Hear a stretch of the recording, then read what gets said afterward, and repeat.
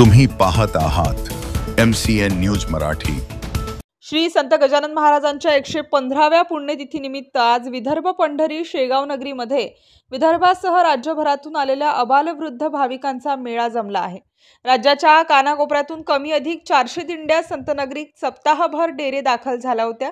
त्यामुळे संत गजानन महाराज मंदिर परिसर आणि मंदिराकडे येणारे भाविकांनी मार्ग हे नुसते फुलून गेल्याचे चित्र आहे।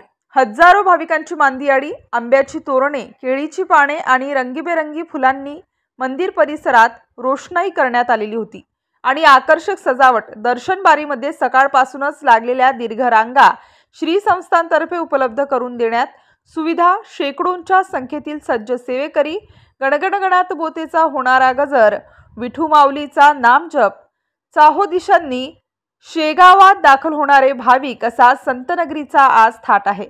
महाराष्ट्रातील मराठवाडा, खानदेश, विदर्भासह मध्य प्रदेशातील भजनी दिंड्या ज्ञानोबा तुकारामचा नामघोष करीत संतनगरीत दाखल सप्ताहापासूनच प्रारंभ झाला। आज सकाळी 10 वाजेपर्यंत संतनगरीत 450च्या जवळपास दिंड्यांची नोंद झाल्याचे सांगण्यात आले आहे।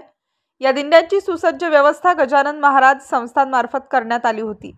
आज सकाळपासूनच भक्तांनी मंदिरात गर्दी केली होती। सकाळी 4 वाजेपासून दर्शनाच्या रांगा लागल्या आहेत।